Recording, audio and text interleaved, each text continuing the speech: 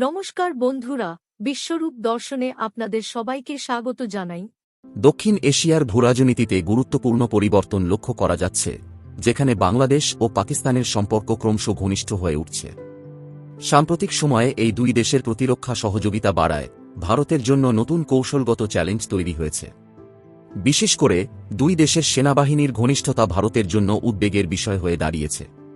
সম্প্রতি বাংলাদেশের নৌবাহিনীর প্রধান এডমিরাল মোহাম্মদ নাজমুল হাসান পাকিস্তান সফরে গিয়ে রাওয়ালপিন্ডিতে পাকিস্তানের সেনাপ্রধান জেনারেল সৈয়দ আসিম মুনিরের সঙ্গে বৈঠক করেছেন। এই বৈঠক অত্যন্ত তাৎপর্যপূর্ণ, কারণ এর আগেও পাকিস্তানের গোয়েন্দা সংস্থা আইএসআই এর প্রধান ঢাকা সফর করেছিলেন। ধারাবাহিক উচ্চ পর্যায়ের এই বৈঠক দুই দেশের মধ্যে প্রতিরক্ষা সহযোগিতার নতুন বার্তা দিচ্ছে। বাংলাদেশের নৌবাহিনী প্রধান পাকিস্তানের ভূমিকাকে ইতিবাচক বলে অভিহিত করেছেন এবং বলেছেন যে পাকিস্তান এই অঞ্চলের শান্তি ও স্থিতিশীলতার ক্ষেত্রে গুরুত্বপূর্ণ ভূমিকা রাখছে। পাশাপাশি পাকিস্তানে বর্তমানে আমান 2025 নামে বিশাল সামরিক নৌমহড়া অনুষ্ঠিত হচ্ছে, যেখানে 60টিরও বেশি দেশ অংশ নিয়েছে। বাংলাদেশও এই মহড়ার প্রশংসা করেছে, যা দুই দেশের সম্পর্কের দৃঢ়তা প্রকাশ করে। গত ডিসেম্বরেই প্রথমবারের মতো পাকিস্তানের সেনাবাহিনী বাংলাদেশে গিয়ে বাংলাদেশি সেনাদের প্রশিক্ষণ দিয়েছে। একই সময়ে পাকিস্তানের আইএসআই এর কর্মকর্তারা বাংলাদেশ সফর করেন এবং রংপুর অঞ্চলে পাকিস্তানি সেনাদের উপস্থিতি লক্ষ্য করা যায়। ভারতের জন্য অত্যন্ত গুরুত্বপূর্ণ শিলিগুড়ি করিডোর বা চিকেন নেকের কাছাকাছি এই অঞ্চলে পাকিস্তানের ক্রমবর্ধমান সামরিক তৎপরতা ভারতকে নতুন নিরাপত্তা ভাবনায় ফেলেছে। চিকেন নেক করিডোর ভারতের মূল ভূখণ্ডকে উত্তর পূর্বাঞ্চলের রাজ্যগুলোর সঙ্গে সংযুক্ত রাখার একমাত্র পথ। এই অঞ্চলে অস্থিতিশীলতা দেখা দিলে ভারতের জাতীয় নিরাপত্তার ওপর গভীর প্রভাব পড়বে। ফলে পাকিস্তান ও বাংলাদেশের প্রতিরক্ষা সহযোগিতা ভারতের জন্য কৌশলগত উদ্বেগের কারণ হয়ে দাঁড়িয়েছে।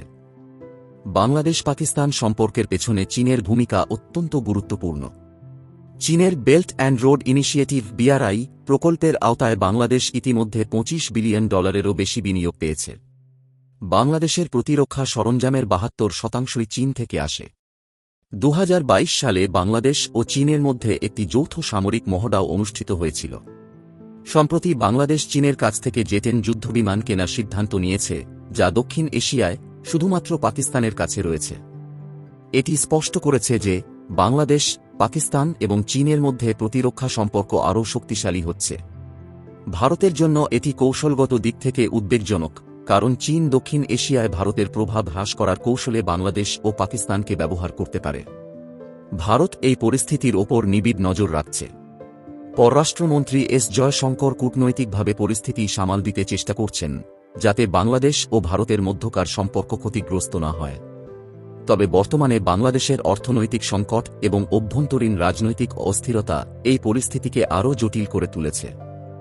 বিশ্লেষকদের মতে ভবিষ্যতে এই সম্পর্ক আরও জটিল হতে পারে, বিশেষত যদি বাংলাদেশ পাকিস্তানের সঙ্গে প্রতিরক্ষা সহযোগিতা আরও বৃদ্ধি করে, তাহলে ভারতকে তার কৌশল নতুনভাবে সাজাতে হবে। ভারতের প্রতিরক্ষা বিশ্লেষকরা মনে করছেন, বাংলাদেশের উত্তরাঞ্চলে পাকিস্তানের সামরিক তৎপরতা বাড়তে থাকলে ভারতকে আরও কঠোর সামরিক প্রস্তুতি নিতে হবে।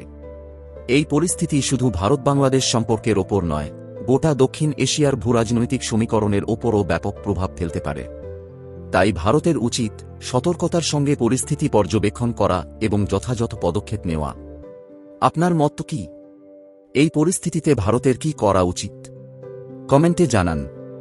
আর যদি এই বিশ্লেষণ আপনার ভালো লেগে থাকে, তাহলে লাইক করুন, শেয়ার করুন এবং আমাদের চ্যানেলটি সাবস্ক্রাইব করুন। ধন্যবাদ।